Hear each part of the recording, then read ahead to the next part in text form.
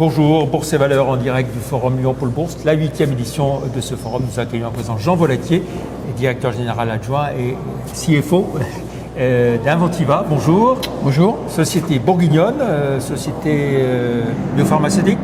C'est ça. Alors effectivement, j'étais pas venu l'année dernière, donc je suis ravi d'être là cette année. On est ravi de vous accueillir. Puisque comme pour beaucoup de biotechnologies en France, il y a des difficultés de financement. Voilà. Et alors on va rappeler ce que fait Inventiva. Donc. Alors nous sommes créés depuis 2012, donc issus d'un spin-off Laboratoire Fournier qui avait été racheté par Solvay, racheté par Abbott. Et donc on a une expérience dans la recherche pharmaceutique, notamment sur les petites molécules.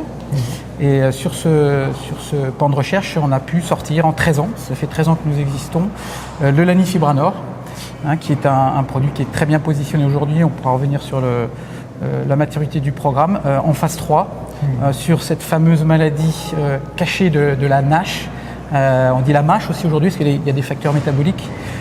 Stéatose hépatique non alcoolique, donc prévalence en moyenne de l'ordre de 10% dans le monde, et qui a vu l'année dernière, cette année 2025, le lancement d'un premier produit par une société qui est concurrente, qui s'appelle Madrigal, donc qui a ouvert le marché, qui réussit son lancement commercial, qui va vers le demi-milliard de chiffre d'affaires, et qui sur le papier, suite aux résultats de phase 2, est a priori moins performant que notre molécule. On va essayer de le démontrer pour la phase 3 également. Voilà, alors donc j'ai dit entreprise bourguignonne, combien de personnes aujourd'hui Inventiva? Alors aujourd'hui on a environ 70 personnes, suite aux difficultés financières auxquelles on a fait face en 2024 et suite au financement qu'on a fait en octobre, on va y revenir parce que c'est une étape majeure dans les 12 derniers mois. On a dû prioriser le portefeuille. Et donc, comme beaucoup de biotech qui évoluent vers la pré-commercialisation et l'autorisation sur le marché, on a dû se séparer de nos activités précliniques autres que pour le Lanifibranor. Donc, on a baissé les effectifs, mais en même temps, et c'est ce qu'on a expliqué à nos collègues aussi, de recruter dans d'autres domaines, dans d'autres métiers, qui sont la préparation market access, qui sont la pré-commercialisation, qui sont l'industrialisation et le supply, parce qu'il faut préparer en même temps que la fin de l'étude de phase 3 et qu'en même temps que la préparation de l'autorisation de mise sur le marché, les étapes de mise sur le marché au niveau opérationnel et commercial. Alors on va revenir sur... Donc on est 70 aujourd'hui, avec un effectif qui va encore bouger et avec aussi une société qui devient vraiment cross-border entre l'Europe et les États-Unis, puisque les États-Unis c'est le premier marché, 60% de part de marché, et réglementairement le premier pays qui s'ouvre dans notre plan de développement. Alors on revient sur les dernières actualités de ces derniers mois, de cette dernière année. Déjà en matière de financement, où est-ce que vous en êtes aujourd'hui? Alors c'était le jalon essentiel dans les derniers mois. On travaillait dessus il y a environ un an et on a réussi en octobre dans une situation très difficile, faut pas se le cacher, mais on a pu convaincre des investisseurs de venir et sur un financement qui est un des plus importants dans la biotech dans les 10 dernières années, près de 348 millions de dollars en 3 tranches. Donc une tranche en octobre qui est faite, une tranche en mai qui a été faite également sur la base de la fin du recrutement de la phase 3 qui est un jalon très important, et puis la prochaine tranche, la troisième tranche après les résultats de phase 3, donc quelque part quatrième trimestre 2025, premier trimestre 2027, et qui permet d'aller jusqu'au bout des résultats et d'atteindre ce point d'inflexion de l'étude pour pouvoir aller plus tard vers effectivement l'autorisation sur le marché et plus tard la commercialisation. On pourra en parler sur le principe. Alors pour en venir à cette fameuse phase 3, on rappelle donc ce qu'est cette maladie en termes le plus grand public possible. Tout à fait. Alors, c'est la maladie dite du foie gras, c'est-à-dire que c'est lié au style de vie, sucre, graisse, etc. C'est une maladie qui est cachée et qui touche, comme je l'avais évoqué, environ 10% de la population, beaucoup aux États-Unis, mais aussi beaucoup en Europe, en Amérique du Sud.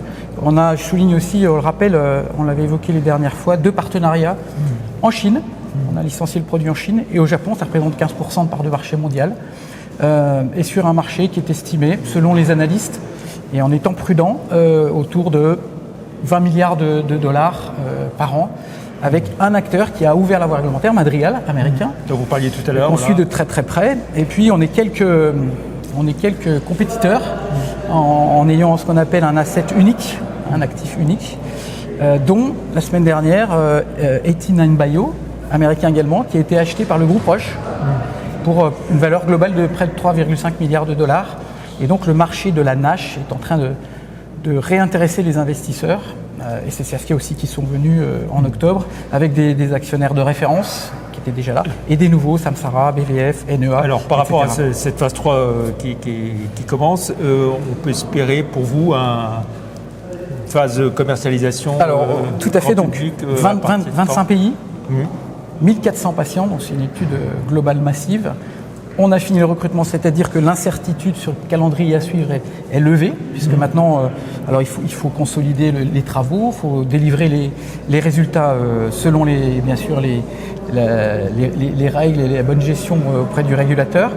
Et si on réussit l'étude au deuxième semestre 2026, l'étape d'après, c'est l'autorisation de mise sur le marché aux US. D'abord. Dépôt du dossier premier semestre 2027. Et si tout fonctionne correctement, une commercialisation possible au premier semestre 2028.